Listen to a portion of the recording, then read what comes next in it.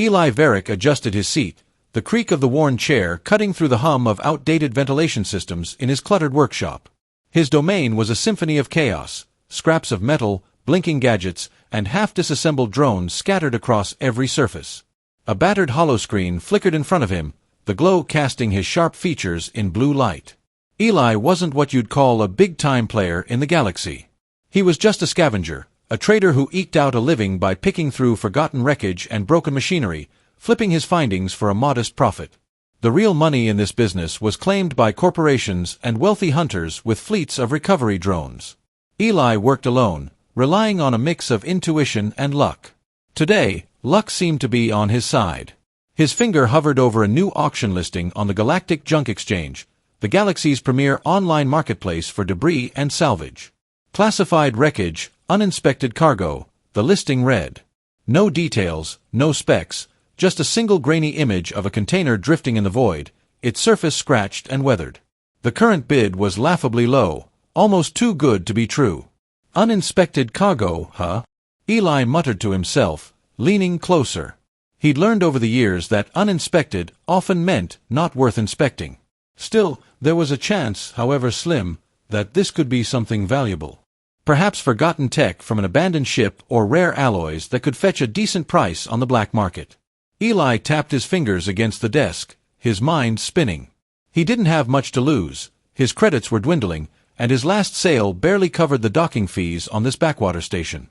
He entered his bid, half expecting it to be outmatched within seconds. Instead, the screen blinked. Congratulations, winner. Lot number 41234. He frowned. That was too easy. A week later, the docking bay rattled as an old freighter lumbered into the station. Eli watched from the observation deck, arms crossed, as a rusty container was unceremoniously offloaded onto the platform. The ship's crew barely bothered to secure it before taking off, leaving him to deal with the delivery. Great customer service, he muttered, descending the stairs to inspect his purchase. The container was larger than he'd expected, its surface marked with deep gouges and strange symbols that didn't look like standard galactic code. Eli ran his hand over the cold metal, his curiosity piqued. Whatever was inside had survived something fierce. Grabbing a crowbar, he pried open the container's rusted hatch. The door groaned in protest before swinging open with a hiss of stale air. For a moment, Eli saw nothing but darkness. Then his eyes adjusted, and he staggered back. Inside, nestled amid tangled wires and shattered panels, was a humanoid figure. Eli's first thought was that he'd stumbled upon some kind of advanced android.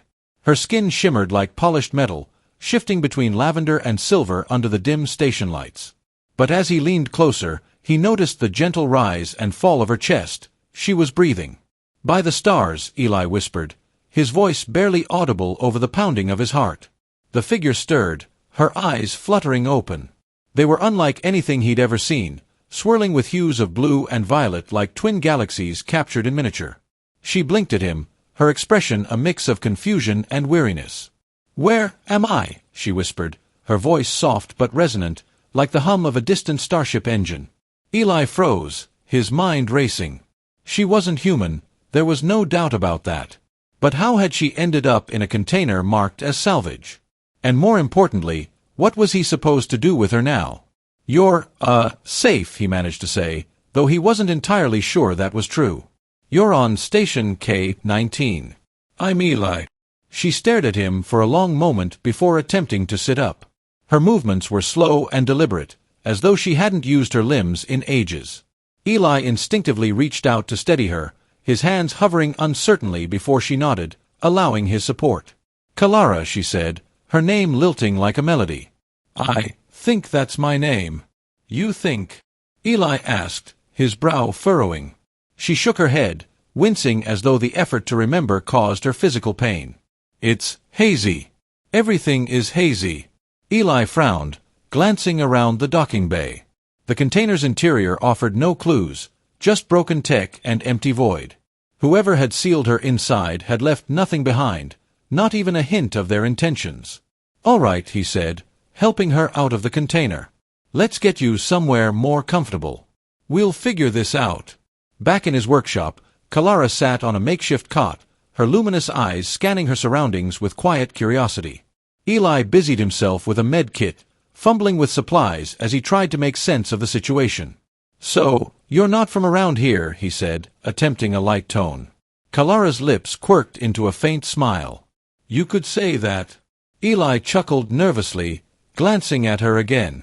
Now that she was out of the container, he could see more clearly the intricate patterns etched into her skin, natural markings that glowed faintly, pulsing in rhythm with her breath. "What happened to you?" he asked, his voice softening. Kalara hesitated, her gaze dropping to her hands. "I don't know," she admitted. "I remember fleeing. My ship was attacked. I think I was put into stasis." Her voice grew quieter with each word, as though she were afraid of what she might recall. Eli nodded, his expression thoughtful. "Well, you're safe now," he said, echoing his earlier assurance. "We'll figure out what to do next. First, you need to rest."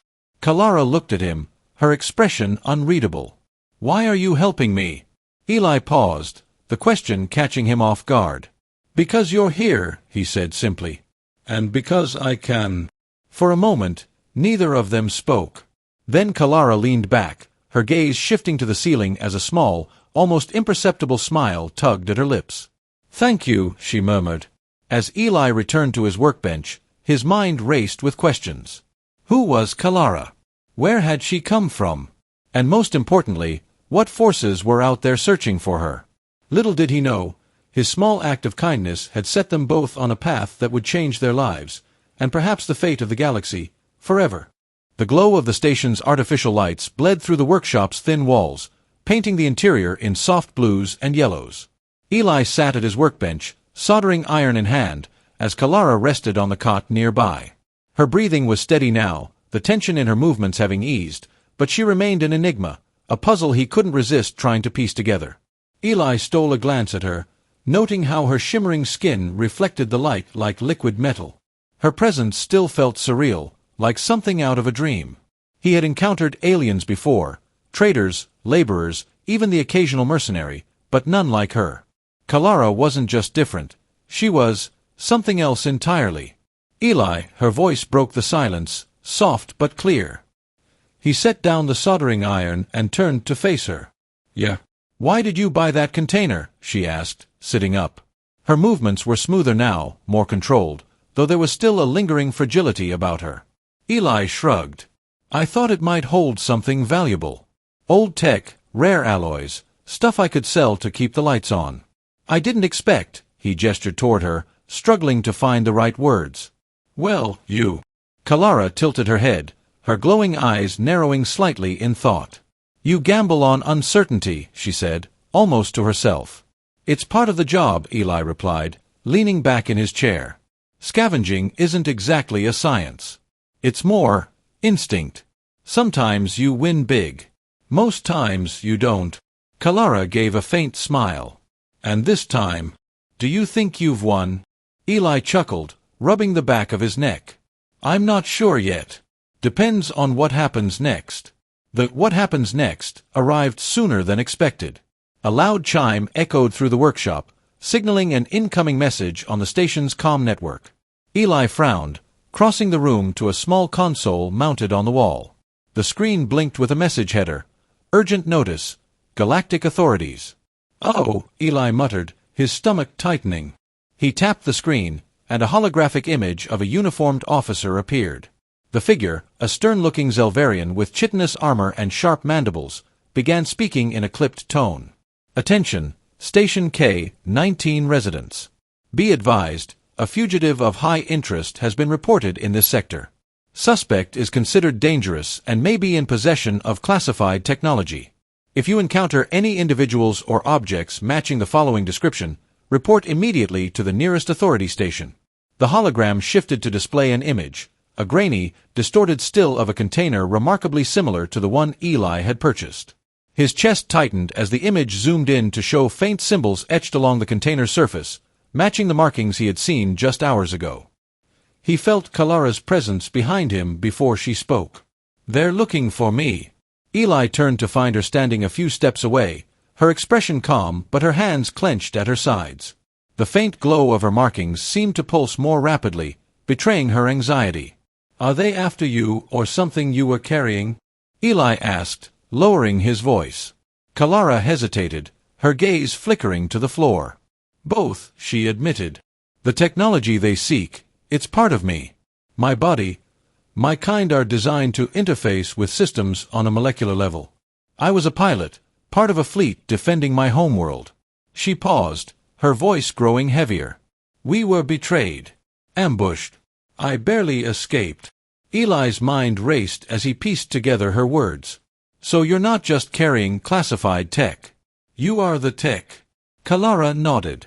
"They'll stop at nothing to retrieve me." Eli exhaled slowly, rubbing his temples. "All right. First things first, we need to keep you out of sight. This station isn't exactly a fortress, and if they're scanning for you," he trailed off, his gaze shifting to the workshop's cluttered backroom. "This way," he said, motioning for her to follow. The backroom was a storage space, crammed with old parts, empty crates, and a few forgotten experiments Eli had abandoned long ago. He cleared a corner, pushing aside a stack of panels to reveal a hidden access hatch leading to a narrow crawlspace. "Not exactly five-star accommodations," Eli said, forcing a smile, "but it'll keep you off their scanners." Kalara crouched to peer into the space, her expression unreadable. "You don't have to do this," she said quietly. "Yeah, well, I'm not in the habit of handing people over to the authorities," Eli replied. "Besides, you're not just people, are you? You're something special." For a moment, Kalara simply stared at him, her luminous eyes searching his face. Then, to his surprise, she reached out and placed a hand on his shoulder. Her touch was warm, almost electric, and he felt a strange sense of connection, like a current passing between them. "Thank you," she said, her voice barely above a whisper. Eli swallowed hard, nodding. "Stay here. I'll figure out our next move." As Eli returned to the main workshop, his mind churned with plans and counterplans. He needed a way to get Kalara off the station before the authorities closed in, but his resources were limited. His ship was a piece of junk, barely capable of short-range jumps, and he didn't have the credits to bribe his way past security. He was still deep in thought when the workshop's main door slammed open. Eli spun around, his hand instinctively reaching for the wrench on his workbench. A group of figures entered, 3 of them, clad in dark combat suits that bore no insignia. Their leader, a tall, angular man with cybernetic implants, stepped forward, his gaze cold and calculating. "Eli Varick," the man said, his voice smooth but edged with menace. "We're looking for something. Or someone." Eli tightened his grip on the wrench, forcing a casual smile. "You'll have to be more specific. I've got a lot of junk here." The man's cybernetic eye whirred as it scanned the room, lingering on the open container in the corner. "We're not here to negotiate. Hand over the asset, and we'll consider letting you walk away."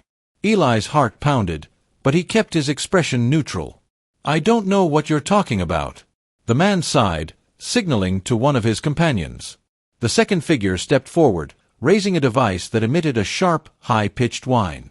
"Scanners are picking up a trace," the figure said, their voice distorted by a helmet. "It's here." Eli's mind raced. He couldn't let them find Kalara, but he was outnumbered and outgunned. Desperation surged through him as he made a split-second decision. All right, he said, raising his hands in mock surrender. "I'll show you where it is." The leader arched an eyebrow. "Smart choice." Eli moved slowly, leading them toward the backroom. His palms were slick with sweat, but his mind was focused on one thing, buying Kalara enough time to escape. Eli's steps were slow, calculated. The trio of armed mercenaries followed close behind, their heavy boots clanging against the workshop's metal flooring. His heart hammered in his chest, but his face betrayed no hint of the panic coursing through him. He led them toward the backroom, his thoughts racing. He needed to stall, to find a way to turn the situation in his favor. The leader of the group, the tall man with the cybernetic implants, spoke up. "You don't seem like a fool, Varick. So why waste time? We know you have her. Or perhaps you think we're bluffing." Eli forced a nervous chuckle, glancing over his shoulder. "I'm just a scavenger, pal. You think I'd pick a fight with guys like you? I'm cooperating, aren't I?" The leader's lip curled into a thin smile. "Good. Then let's not draw this out. As they reached the back room, Eli gestured toward the hatch he had shown Kalara earlier. The trace you're picking up, it's down there. Probably some old tech I haven't sorted through yet. The second mercenary, the one holding the scanner, approached the hatch. Signals faint but consistent. Could be the asset. Eli's pulse quickened. Kalara had trusted him enough to stay hidden, but for how long? He couldn't let them get close. Mind if I grab a tool to pry it open? Eli asked, his tone casual. He pointed to a nearby workbench. The hatch gets jammed sometimes. The leader narrowed his eyes but nodded. Make it quick. Eli turned toward the workbench, his mind scrambling for a plan. His gaze fell on a small device, an electromagnetic pulse generator he'd been tinkering with. It was unfinished, but it might be enough to disable their scanners and buy him a few precious seconds. He picked up the device, turning it over in his hands as if testing its weight. Here we go, he said, his voice light. Then, with a sudden motion, he activated the EMP and hurled it toward the mercenaries. The device erupted in a burst of blue light, sending a crackling wave of energy through the room. The mercenaries staggered as their scanners and visors flickered, momentarily blinded. Eli didn't wait. He grabbed the nearest heavy object, a metal pipe, and swung it toward the leader, catching him off guard. The man grunted, stumbling backward, but quickly recovered, his cybernetic eye glowing red as it rebooted. Get him, the leader barked, his voice cold and furious. The second mercenary lunged for Eli, but he ducked under the attack, slamming the pipe into the mercenary's leg. The third raised a weapon, but the EMP had disrupted its targeting systems, and the shot went wide, scorching the wall. Kalara, run! Eli shouted, hoping she could hear him. In the crawlspace, Kalara had felt the EMP's pulse ripple through the walls. Her glowing markings pulsed brighter as she activated the neural interface embedded in her body, synchronizing with the remnants of her pilot systems. She could feel the faint hum of the station's power grid, its pathways and vulnerabilities like threads woven through her mind. She hesitated for a moment, torn between staying hidden and helping Eli. Her instincts as a pilot, to protect those under her care, overrode her fear. She pushed open the hatch and emerged into the chaos. The leader turned toward her immediately, his cybernetic eye locking on. There she is. Kalara's glowing eyes narrowed. She extended her hand, and the faint energy in the air seemed to ripple around her. The mercenary's weapon sparked and shorted out, its power source overloaded by her influence. Eli gaped at her, momentarily stunned. You can do that. Kalara didn't answer, her focus entirely on the mercenaries. We need to leave. Now. The two moved in sync, their unspoken understanding driving them forward. Eli swung the pipe with practiced precision, keeping the mercenaries at bay, while Kalara used her abilities to disable their tech. The leader growled in frustration, his cybernetic enhancements struggling to compensate. You can't escape us, he snarled. Watch us, Eli shot back, grabbing Kalara's hand and pulling her toward the workshop's exit. They sprinted down the narrow corridors of the station, the sound of pursuit close behind. Kalara's luminous markings flickered like a beacon, her presence almost otherworldly in the dim light. Docking bay, Eli said, breathless. We need to reach my ship. Kalara glanced at him, her expression unreadable. Your ship. Can it jump? Barely, Eli admitted. But it's all we've got. They burst into the docking bay, where Eli's battered freighter sat waiting. Its hull was patched with mismatched panels, and one of the engines emitted a faint whine even when idle, but it was functional. Eli keyed in the access code, and the ship's ramp lowered with a groan. Get inside, he urged Kalara. As she ran up the ramp, Eli turned back, his gaze sweeping the bay.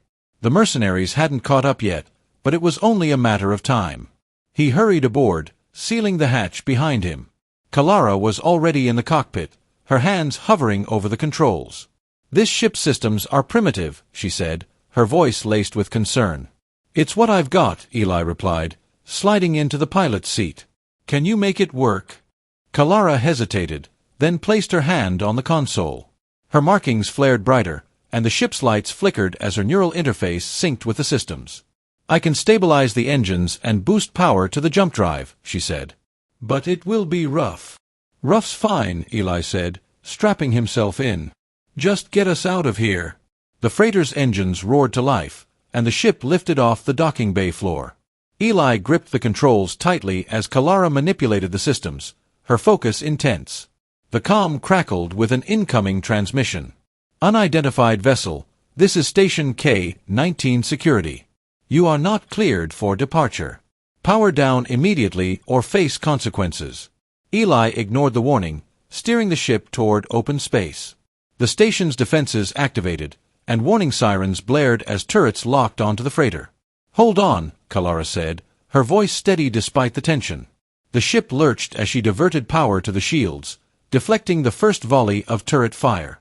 The freighter's jump drive whined in protest, struggling to charge. Come on, Eli muttered, his knuckles white as he gripped the controls. A second volley rocked the ship, and the cockpit lights dimmed.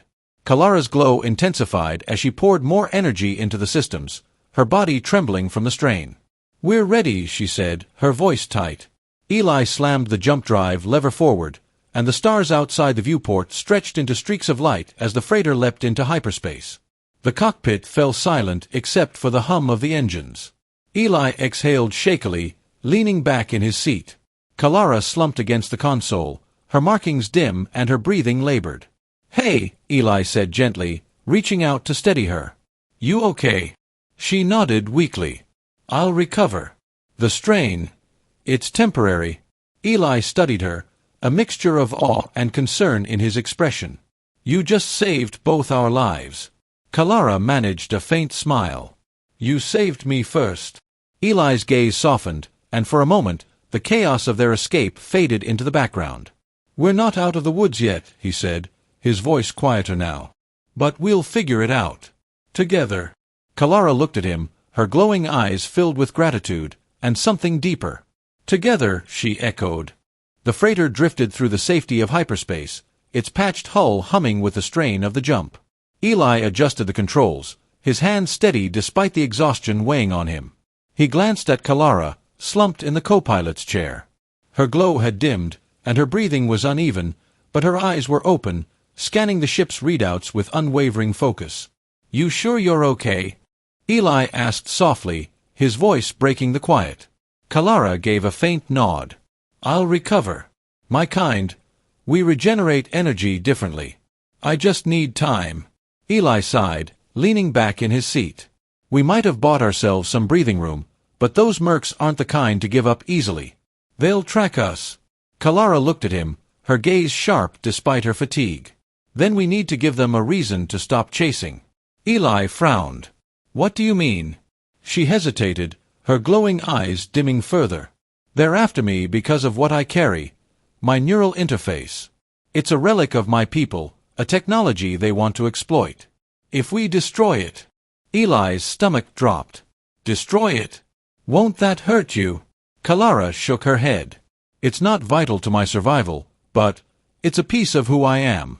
Without it, I'll lose my connection to the remnants of my people's knowledge, their history."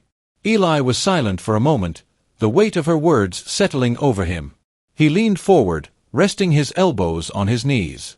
"There's gotta be another way. We can't just..." The ship's console beeped, cutting him off. Eli's head snapped up, his heart sinking as he saw the alert flashing across the display. "Hypertrace detected," Kalara murmured, her voice tight. "They're tracking us already?" Eli muttered, frustration lacing his tone. How the hell did they recalibrate so fast? Kalara's expression darkened. "The signal, it's stronger now. They must have a direct link to my neural signature." Eli clenched his fists.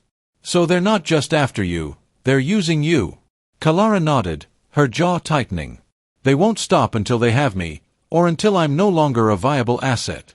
Eli slammed his hand against the console, the metallic clang echoing in the cockpit. "I'm not letting them take you, Kalara. We'll fight if we have to." Kalara reached out, her hand resting lightly on his arm. Her touch was warm, despite her exhaustion. "You've already done more than I ever expected, Eli. But this fight, it's mine." The freighter shuddered as it exited hyperspace near the edge of a desolate asteroid field. The ship's sensors picked up faint traces of a pursuing vessel, its signature closing in fast. Eli adjusted the controls, weaving the freighter into the dense field of rocks and debris. If they want a chase, they'll get one, he muttered. Kalara closed her eyes, her markings flickering faintly as she focused. I can mask us temporarily, but it'll drain what little energy I have left. Do it, Eli said without hesitation. We just need enough time to come up with a plan. Kalara's glow intensified, spreading through the cockpit like liquid light. The ship systems flickered, then stabilized as her influence synced with the freighter's power grid. The pursuing vessel faltered as its sensors scrambled, the freighter's signature disappearing from its readouts. Nice trick, Eli said, a faint grin tugging at his lips. Kalara opened her eyes, the glow dimming once more. It won't last long. We need to act quickly. As the freighter glided deeper into the asteroid field, Kalara turned to Eli, her expression resolute. I've made my decision. The neural interface, it has to be destroyed. Eli's heart sank, but he nodded. How do we do it? Kalara hesitated, then gestured to the ship's engine room. There's enough residual energy in the drive core to overload the interface. It'll create an EMP strong enough to wipe its data completely. Eli stood, his jaw tight. And what happens to you when it's gone? Kalara met his gaze, her expression softening. I'll still be me, Eli. Just less connected. Less whole. Eli clenched his fists, then released them with a heavy sigh. All right. Let's do this. The engine room was dimly lit, the hum of the freighter's core filling the space. Kalara stood near the console, her hand hovering over the interface embedded in her chest. Eli worked quickly, setting up the energy transfer. This is gonna overload the core temporarily, he said. We'll lose power for a bit, but it should be enough to do the job. Kalara nodded, her expression unreadable. Eli paused, his hands trembling. You're sure about this? Kalara stepped closer, placing a hand on his shoulder. I am. And I trust you, Eli. His throat tightened, but he nodded, returning to his work. As the system powered up, a low whine filled the room, growing louder with each passing second. Kalara winced as the energy began to pulse through her interface, her body trembling under the strain. Eli watched her, his chest tightening. Kalara. I'm fine, she said through gritted teeth. Just finish it.